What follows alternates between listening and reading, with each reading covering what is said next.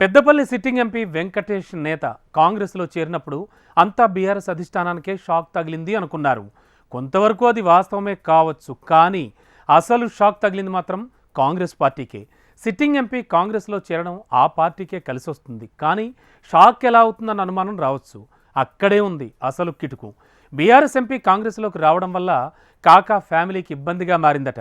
మరి ఇలాంటి పరిస్థితుల్లో కాకా కుటుంబాన్ని, సిట్టింగ్ ఎంపీని కాంగ్రెస్ అధిష్టానం ఎలా బ్యాలెన్స్ చేస్తుందనేదే ఆసక్తిగా మారింది. తెలంగాణ అధికార పార్టీ కాంగ్రెస్లో టికెట్ల కోసం పోటీ నెలకొంది. వచ్చే లోక్సభ ఎన్నికల్లో పోటీ చేసేందుకు కాంగ్రెస్ నుంచి టికెట్లు ఆశిస్తున్న వారి సంఖ్య రోజురోజుకు పెరుగుతోంది. ఈ నేపథ్యంలో గతంలో పార్టీని నమ్ముకుని ఉన్న నేతలే కాకుండా కొత్తగా రంగప్రవేశం చేస్తున్న వారి సంఖ్య కూడా అదే స్థాయిలో పెరుగుతోంది. తాజాగా పెద్దపల్లి సిట్టింగ్ ఎంపీ వెంకటేష్ నేత కాంగ్రెస్ తీర్థం పుచ్చుకున్నారు. బీఆర్ఎస్ నుంచి గత ఎన్నికల్లో గెలిచిన ఆయన కాంగ్రెస్ గూటికి చేరారు.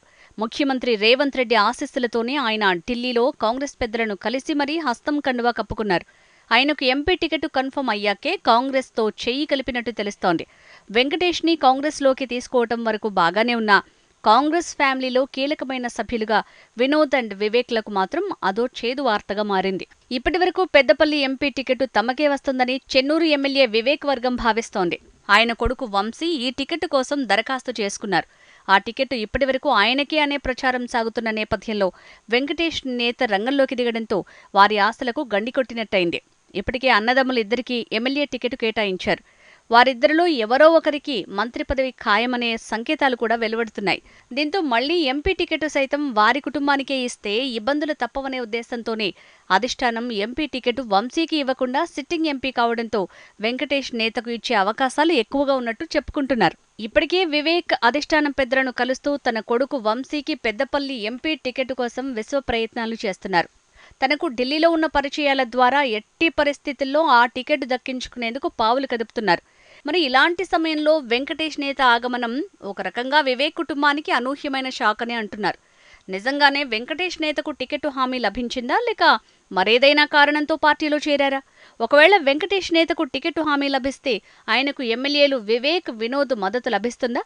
ఇలా ఎన్నో ప్రశ్నలు వెల్లువెత్తుతున్నాయి. మరికొద్ది రోజుల్లో పార్లమెంటు ఎన్నికల టికెట్లపై కాంగ్రెస్ ప్రకటన వెలువడనున్న నేపథ్యంలో సర్వత్రా ఉత్కంఠ నెలకొంది. వెంకటేష్కి ఎంపీ టికెట్ ఇస్తామన్న హామీతో గనుక కాంగ్రెస్లోకి తీసుకుంటే అధిష్టానానికి చిక్కులు తప్పవంటున్నారు రాజకీయ విశ్లేషకులు. వెంకటేష్కి కాకా కుటుంబంగానీ, మంచిర్యాల జిల్లా, పెద్దపల్లి జిల్లాలో ఎక్కువగా ఉన్న వారి మద్దతుదారుల ఓట్లుగానీ ఎంతవరకు టర్న్ అవుతాయన్న అనుమానాలు వినిపిస్తున్నాయి. వారు అధిష్టానానికి కట్టుబడి ఉన్నట్టే ఉండి లోలోపల మాత్రం వెంకటేష్కి సహకరించకుండా ఉండే అవకాశం కూడా ఉందంటున్నారు. మరి ఇలాంటి పరిస్థితులను రేవంత్ రెడ్డి ఎలా పరిష్కరిస్తారు అనేది వేచి చూడాలి.